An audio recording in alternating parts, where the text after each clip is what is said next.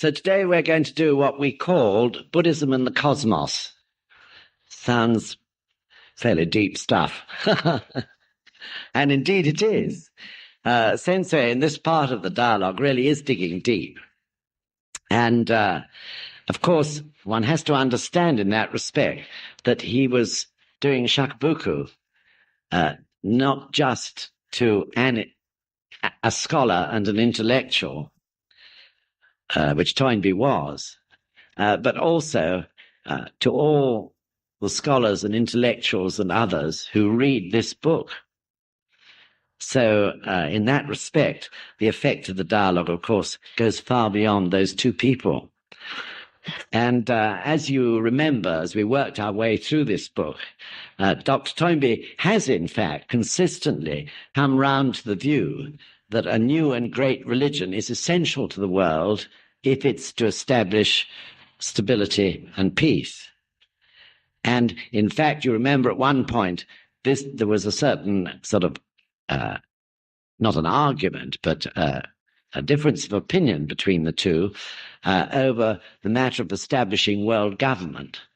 And Toynbee said that the essential thing was to establish a world government, and then a great religion must appear if peace is to be stabilized. But Sensei pointed out that the first thing was to establish the religion, the great religion, because without the great religion, the world government would never happen, would never be achieved. Without, in other words, although he didn't say it as such, without the human revolution taking place in a large number of people. So in this final section of the book,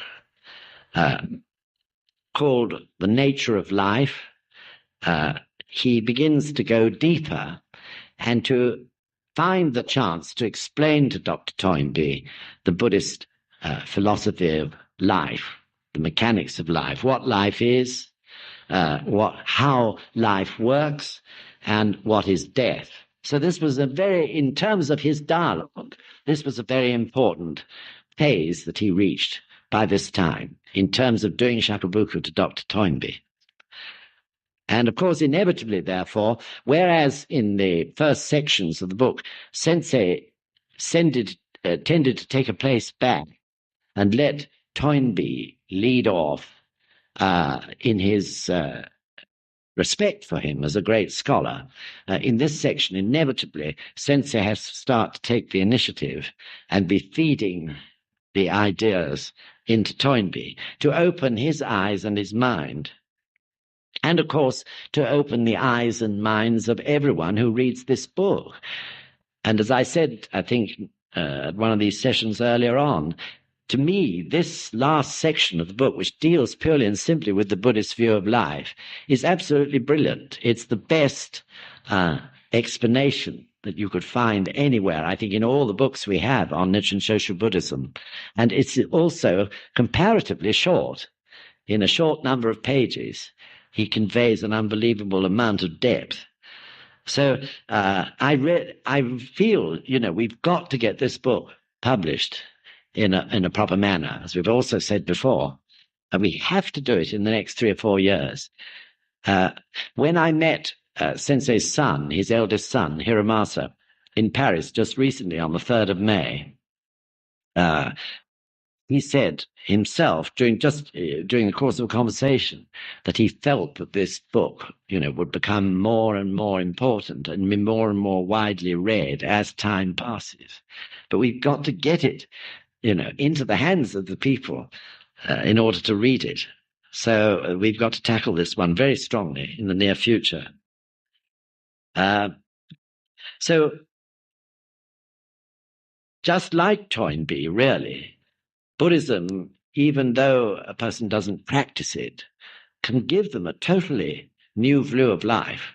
There's no doubt about that. Even if that karma won't permit them to practice for some reason, it can change their view of life. And even one Buddhist principle, if it's understood, can bring about a change, a different way a person views life, a different dimension, if you like, from the way they've been used to using it. So it's crucially important that these books get out and about. And it seems so sad that it's not got out and about, this particular book, written by Sensei and one of the great British scholars, strangely enough. So it must be nothing else but Sancho-shima, mustn't it? Extraordinary thing. So we got to win this battle and get it out. Anyway, we're taking the first step, as you know, by producing this book as an introduction of Buddhism. And I hope that in the flow of books that follow, Choose Life will be one of the first. So first of all, these two tackle the subject of the origin of life. And Toynbee, with his clear mind, says that there can only be two possible ways that life originated. One is from some sort of almost magical creative act on the part of some being, whether mythical or not, but nevertheless, that is one possible explanation. And the other is evolution. And Sensei, of course, says that it must be evolution because of Buddhism's understanding of the existence of the law of cause and effect. Evolution is cause and effect, isn't it? This is the way, of course, life must have begun. And he starts off, or fairly early on, to explain the first of a number of Buddhist principles. That is to say, the first one is the three truths. Santai. You all know it. Keitai, Kutai, and Chutai. The three truths, which collectively is called in Japanese Santai. So also, on your paper that you were given when you came in, the first diagram, A1,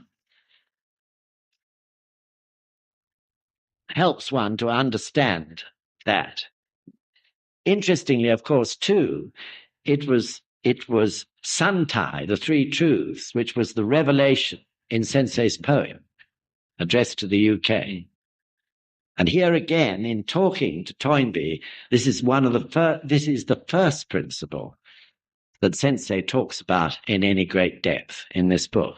So Sensei's feeling that this principle, the three truths, or the middle way, is incredibly important, he must feel, for the British people, for them to help them to understand Buddhism, and that it will appeal to the British mind, must be his reason for emphasizing it in this way. So it's as well we all understand it and make sure that we're able to explain it and use it whenever possible. So as you well know, those three truths, Kutai, is what Mr. Toda struggled with when he was in prison. To understand Kutai, that is to say, in English, if you like, neither existence nor non-existence. Some civil servant at one time, I remember, must have been in the 1950s, but he invented a term called suspended animation.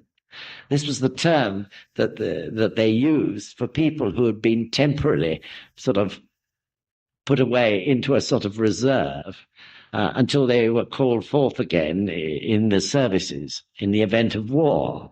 And this civil servant, I don't know who it was, invented this expression, people who were in suspended animation. But in a way, it's not a bad term for the state of for Kutai. That is to say, it's neither existence nor non-existence. Those people were not soldiers or sailors or airmen who was in suspended animation, but at the same time they were. So, of course, neither existence nor non-existence means that we cannot measure the Buddhist theory of life, and specifically of the three truths, in terms of time and space. It's beyond time and space. And in prison, Mr. Toda, you remember, struggled with those 34 negatives which appear in the Lotus Sutra, and he couldn't think what it meant. First of all, he didn't particularly want to read the Lotus Sutra, if you remember. He asked for a book, and they brought him the Lotus Sutra, and he sent it back again. I guess he felt Lotus Sutra was too heavy stuff to read in prison. And he came back again, kept on coming back, and he kept on giving it back, and it came back again until he realized in the end there must be some meaning in this strange happening, that the jailers always brought him the Lotus Sutra to read. And in the end, he started to read and study. And he got stuck at this matter of the 34 negatives. A whole list of negatives, neither square nor round, nor standing up, nor sitting down, nor fat, nor thin, nor moving, nor stationary, and so on. And he thought, what on earth is this all about, these extraordinary negatives? And he chanted 10,000 Daimoku a day in order to try to understand it. You remember, he used a piece of string and milk bottle tops for his juzu. And solemnly every day he would chant 10,000 Daimoku to try to understand what this 34 negatives meant. Until in the end, one day, this great moment came when he realized, of course, it's life. Life, which is neither standing up nor sitting down, neither existence nor non-existence. And the entire universe, he realized, was ku, was this state of ku, basically. And that it was filled with a myriad entities, phenomena, as we call it, sort of floating about, really, in a sense, in this great sea of nothingness, which wasn't actually nothingness, because out of that sea, in an incredible way, all these phenomena appeared. And he realized, this must be the nature of life, that life is constantly passing through this process of non-existence and existence and back to non-existence.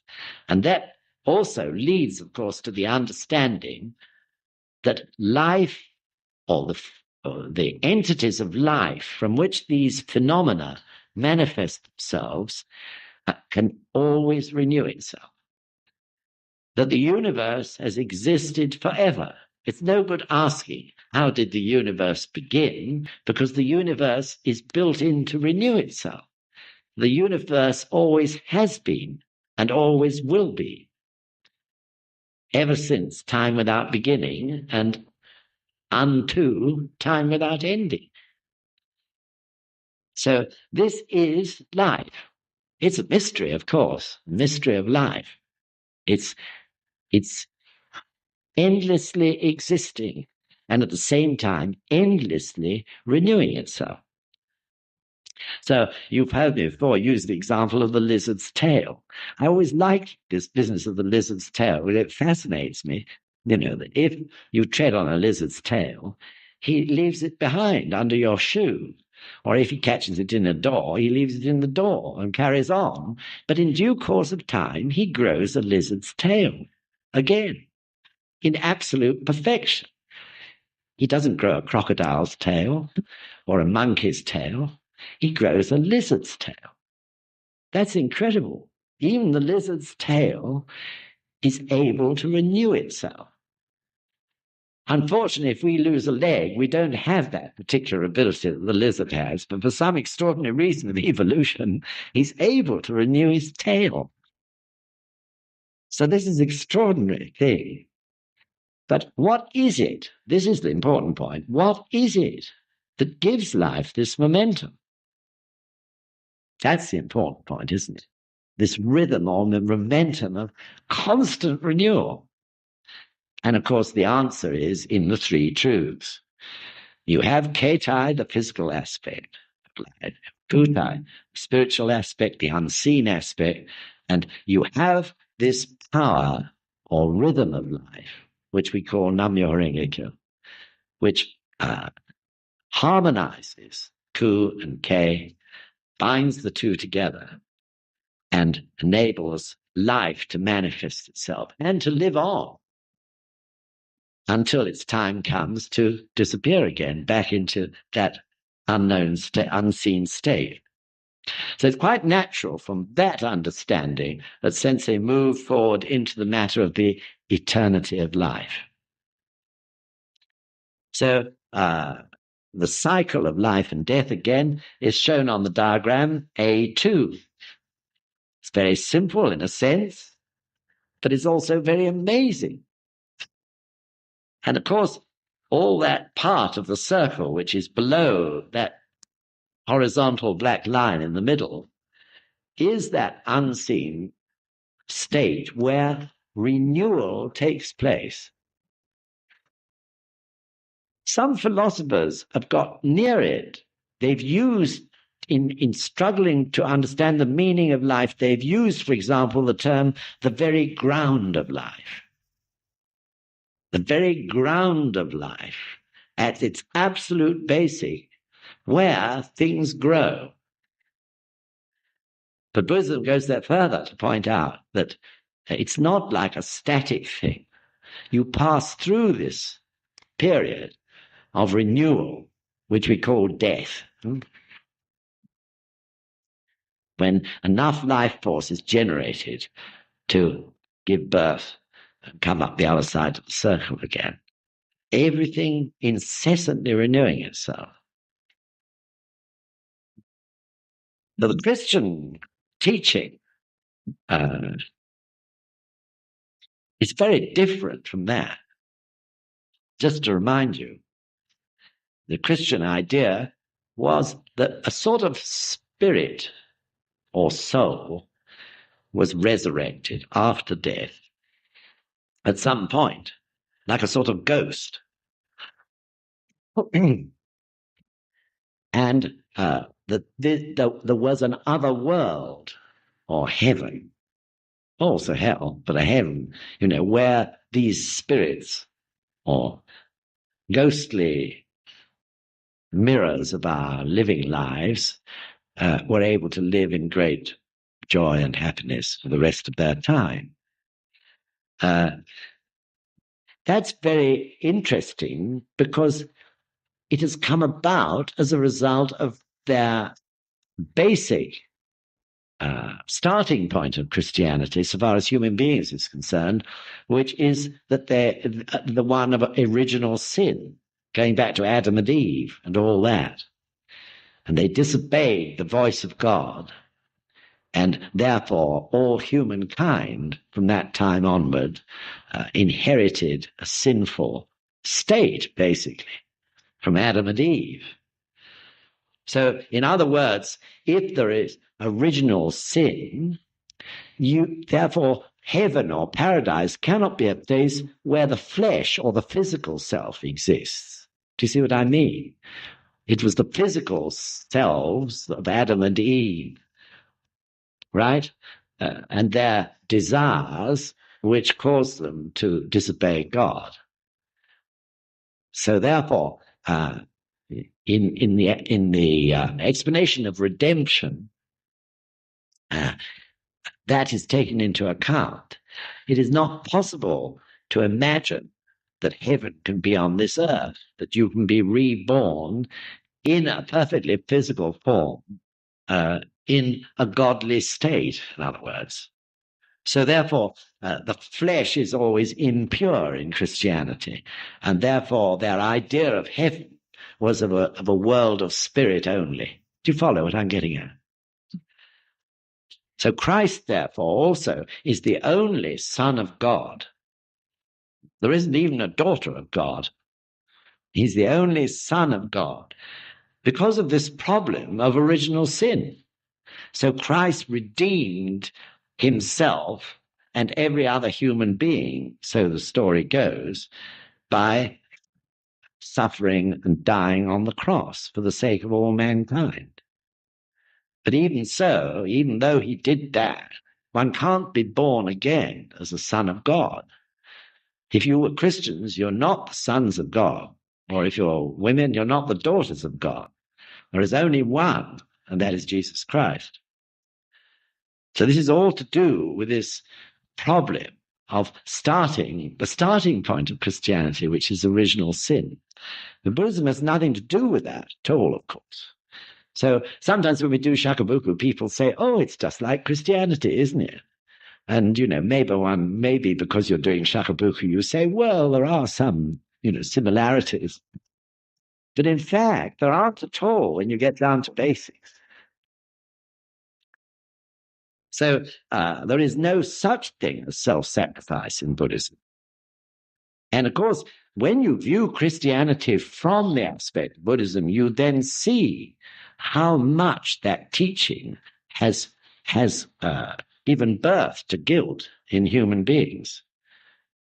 To guilt, actually, although it sounds strange, arising from that original sin. I'm not saying people these days think about Adam and Eve or even relate themselves to Adam and Eve if they're Christians. But the very fact that Christ died on the cross, they can certainly relate to because they see it in every church they go to. So if your object of devotion is a cross, some of which actually have Christ dying on it with the nails through his hands, what is that going to reflect in human life? Those who devote themselves to it, of course, in unbelievable guilt that someone should go through that appalling suffering in order to save sinful mankind. So this, is where the guilt in the West, which every one of us probably have suffered from, that's where it all arises originally. So Buddhism, on the other hand, teaches that the flesh, or the physical self, is as wonderful and as essential as the spiritual self. That no part of life expressed in humanity or in any other form is bad. But on the other hand, all forms of life, and particularly human beings, have working in them both a negative and a positive force. And furthermore, Buddhism then says, doesn't it, that negative force, even that is vitally important. Because the struggle between negative and positive creates the energy which we call life. So what a great difference it is, isn't it? Everything in Buddhism is positive. There is nothing that can create guilt. Everything has a purpose. Even the three evil paths of hell, hunger, and animality, even that has a purpose because it creates the struggle which activates or generates the dynamism of life. So going from there, if you look at the diagram again, the cycle of life, though Sensei doesn't teach this in any detail in this dialogue to Toynbee, but refers to it, the cycle of life is representing that state of renewal. And that's the incredible power of Chutai, or Nam-myoho Renge Kyo. And then Toynbee goes on to ask questions about karma. And again, there's another diagram, just to remind you, diagram B2, which explains a little bit karma. And Sensei, indeed, talks about this in some detail. He points out to Dr. Toynbee that Buddhism views past, present, and future as one. I'm sure you all understand that completely, that the causes of the past create the present, and the causes of tomorrow and the next day create the future. And that's the only way you can justify the inequalities that we see in life. And in that respect, probably it would be a good thing for me to stop talking for a moment and ask Robert to read the first extract from the book, which is on page 255, the last but one paragraph. Okay, Robert. Ikeda. You are correct in saying that the inadequacies of our spiritual abilities limit our theories about the universe and about the true nature of life to unverifiable hypotheses. Scientific theories are subject to and must be subjected to theoretical and experimental tests of validity. Ways of evaluating religious hypotheses, however, are different. First, religious hypotheses must be judged on how well they explain the phenomena of life that seem inexplicable to unaided human intelligence. Second, they must be judged on how effective they are in providing a foundation for human judgments and actions. In other words, we must ask whether scientific hypotheses are true, whereas we must ask whether religious hypotheses have value for the improvement of the qualities of humanity. I find the Buddhist hypothesis that life is eternal and constantly changing from one mode to another an effective explanation of the differences in the various fates of human beings born into this world. If we do not posit a former life for a person living in the present, the fate of that person must be ascribed either to an absolute supernatural being or to pure chance. By avoiding a supernatural being governing the actions of man, the Buddhist explanation allows man to realize that he is himself responsible for his fate, and in this way makes possible fundamental independence. So that really sums up his explanation of the law of cause and effect. And swinging forward, they move on now to the nature of the universe.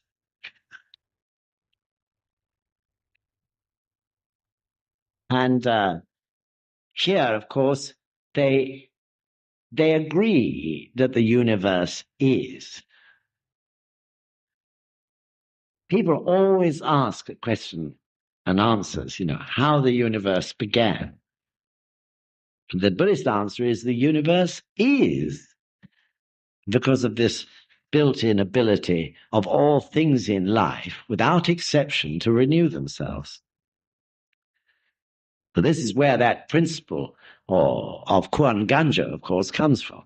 Life without beginning and without ending. Is there only one universe? Buddhism would say it's quite possible that there are more than one universe. That there is a universe beyond this one and a universe beyond that. There's no reason why not. If the causes and effects were there, then that's what would happen. And really and truly, they, in the end, come to the conclusion that when it gets down to brass tacks, human beings, including scientists, really don't know anything more about the universe than the Greeks did, so many thousands of years ago. It's amazing, isn't it, when you see all the technological process that's going on around us. But when it comes to the universe, or for that matter, the universe that exists in each one of us, human beings don't know any more. Perhaps they know even less because they've forgotten a lot of the things the Greeks knew and are so big-headed, they think the Greeks can't teach them anything. So, of course, they also agree, absolutely, and Toynbee joins in, that the idea of a supreme being, is ridiculous, really, naive. And I suppose, as a one-time practicing Christian, I'm not knocking Christianity, as you know, because it did a lot for me in opening up my religious mind. But on the other hand, when you look at Christianity now, having been involved with Buddhism and seen its power at work, it is sort of pathetic, really. I really feel, you go into these absolutely magnificent cathedrals.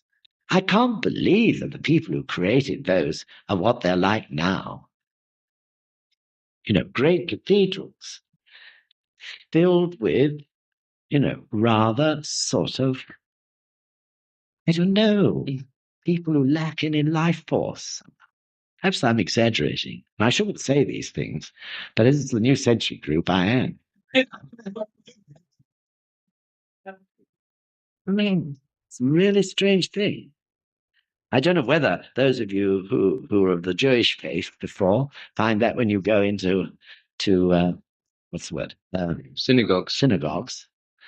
But I certainly feel it in Christianity. And something sort of, yes, I think pathetic. I don't know how else to say it about it. A lack of I'm talking, mind you, then about the Church of England. Catholics are different because they had the driving force behind them of superstition and fear. I really encountered. I'm sorry, I'm speaking frankly today. But I went to Ireland last week. It was such a wonderful trip. The members are doing so well there. But in one place I went to, which was a small village outside of Waterford, where there is a little group now. It's only a tiny group, and they just have one guest. This, incidentally, was the first time I'd been able to go to meetings outside of Dublin. I went to Waterford and to Cork. But the meeting in Waterford was in this little village a bit outside it, and there was one guest, and he was obviously the local rebel. He was an artist, man of about 40, very interesting, very humorous fellow, but he was the local rebel. And really, when he talked about, the way things were and the incredible grip that the Roman Catholic Church still had on the people, especially in the rural areas, which this was, and in these small villages, the priest is unbelievably powerful. He has his tabs on everyone's life. And the reason is, of course, that he knows all about everyone's life. He knows all the gossip. It all comes back to him. Because there is a tendency, because the priest is a priest and he's put on a pedestal, there's a tendency for people to tell him everything that goes on. They go to confession. He learns everything about everyone, not a thing hidden. So no one, really dares go against him. It's like a sort of amazing spiritual blackmail. And I know probably, just funnily enough, the week before, I'd watched on the telly Ryan's Daughter, which I'd seen about 3 times. And I'd no doubt that is an exaggerated story. It's a very good film. But in many ways, it's not so exaggerated. That was quite apparent, the way this chap was talking. The power of the priest is colossal, but it's all involved in superstition and this fear of the wrath of God, if they do anything which upsets the priest. So, of course, when he's not looking, they do all sorts of things they shouldn't be doing and hope they get away with it. But there's always the fear that someone will tell the priest. And from then on, the priest has got them there. Oh, amazing. Anyway, that is the way Christianity has grown. And of course, it's a great far removed from the original, much quite simple and beautiful teachings of Jesus Christ, which certainly don't cross anything in Buddhism. But that is the way man interpreted it. So the human revolution, becomes more and more important when you see that going on.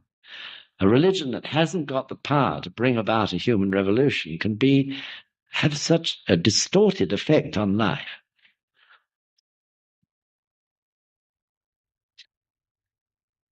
How did I get onto that? What? Yeah, that's right. So anyway, having talked about the universe, they then moved on to life on other planets. So Sensei pointed out that in the Lotus Sutra, there is a great deal of talk about life on other planets. And there is a great deal of talk about life on other planets in the Gosho, too. Because Nichiren Daishonin talks about all the Buddhas of the universe and from all the Buddhas' lands in the universe. So Buddhism has always accepted the fact that wherever in the universe conditions and circumstances are similar to this planet, then inevitably there will be life on that other planet somewhat similar. So long ago in 1973, Howard Hill asked Sensei, when those early pioneers had their dinner with him at the Waterside Inn in Bray, and Howard Hill, one of the questions he asked was, do you believe that life exists on other planets? And Sensei's answer was, yes, that he did. He said, of course, it might look rather different, might not be exactly the same physically as we look, but nevertheless, it's bound to exist. Because of cause and effect, the workings of cause and effect. So therefore, anything to do with life beyond life on this planet is of the utmost importance.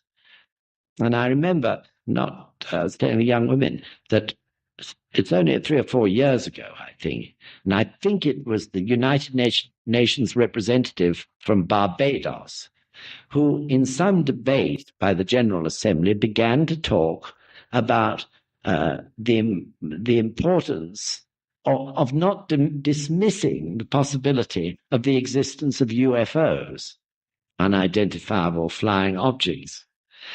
And all the newspapers really derided this poor man for being such an idiot, as to say such a thing. But I think that's totally wrong. Everyone should be concerned about space. The fact is we don't know anything about it.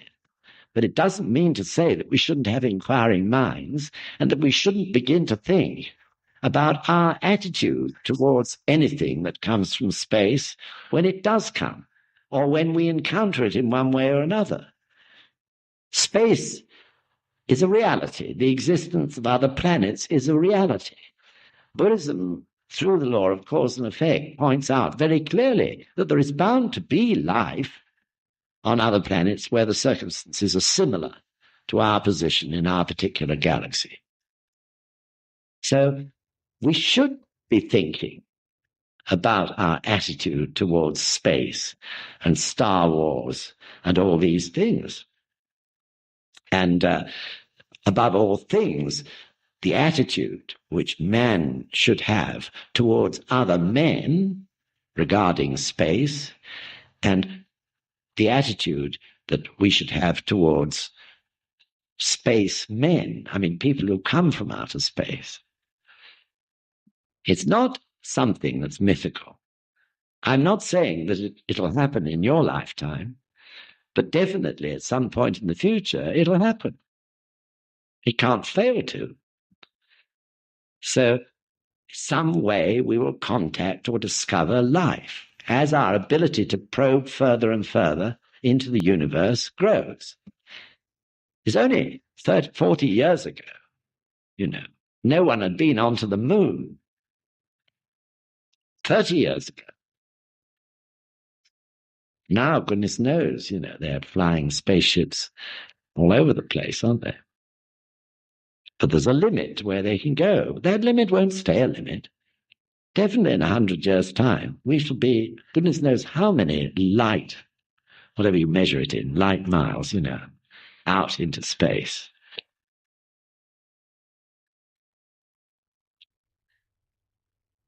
So we cannot dismiss it, and we should never, I believe, deride anyone who is concerned about it. Like that poor man who represented Barbados and opened his newspapers the next day, and everyone was, giggling and chuckling and holding the man's a fool and this. And I think, in that respect, of course, a movie like Close Encounters of the Third Kind, to me, was the most spellbinding movie I'd ever seen. I was absolutely spellbound. I couldn't get out of my seat at the end. Mitsuko kept on trying to get me up, and I couldn't move. I wanted to see it all over again, because to me it was so very Buddhist. It was the Buddhist view that life can exist, and that when eventually we meet it, we've got to be prepared to do so. And they will be because they can come and visit us. In the case of that movie, they must be of a much higher intelligence in being able to do such a thing. Therefore, the thought of polluting then, with our filth, with our three poisons, and with all the muck and so, we wade around in the moment is terrible. And Toynbee says, we have to be very cautious about space and our preparation one day to either probe it to where there is life or for someone on the other side to probe us. And that we, in our approach, must be modest, tactful, and conciliatory, he says. You've all read Eric, I put the name down here, Eric von Daniken, Chariots of Fire. The gods. Well, Gods. Chariot of the Gods, that's right. I read 2 or 3 of his books. I certainly wouldn't chuck them aside and laugh at him. I don't think he's got it, but I admire his seeking mind.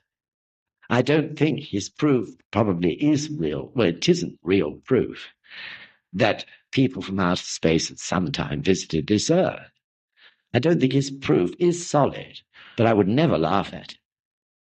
I think, that sort of seeking mind is to be admired because, after all, they're thinking about the future. And it is a fact that, for example, things that were written about 50 years ago by H.G. Wells now exist. Everyone thought H.G. Wells, was talking pie in the sky when he predicted this and that and the other would happen. But most things he wrote about have happened. Even old Jules Verne in his Round the World in 80 Days or whatever it was, even he's been surpassed. So, of course, there's an awful lot of nonsense in space novels and in space movies, but there are some really good ones, I'm sure you'll agree, where there is a lot of deep thinking. So whatever happens, we mustn't neglect that aspect of life either. And it's important to realize that we are not the only place in this universe where there is life. And the Buddhas have been saying that to everybody for the last 3,000 years. So they move from there to the limitations of scientific research. And I think at that point we'll have a little break and get on with that one. So I think that I've just been challenged.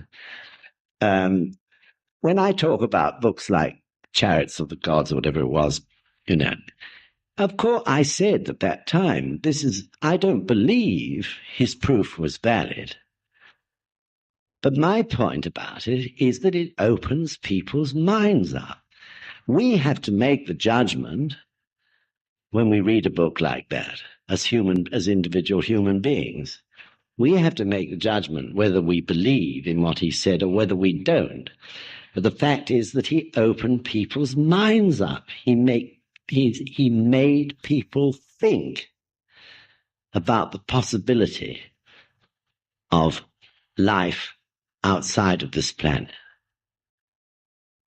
That's the important thing. The book is up to you to judge, up to me to judge. Do you see what I'm getting at? It's not right to just condemn people who produce. Whatever, he made a lot of money out of his books in the end, but the fact is that he did have a bee in his bonnet about this relationship between certain evidence, which could be evidence that this planet had been visited by others from space in the past, okay? Whether you believe that or not is up to you, but the point is it makes you think about it. So I don't condemn him. Okay, if he made a lot of money, that's his business, not my business. If in order to make his case more strong, he was carried away and said things which weren't quite accurate in the end, okay, that's his business. But the point is it opens people's minds up.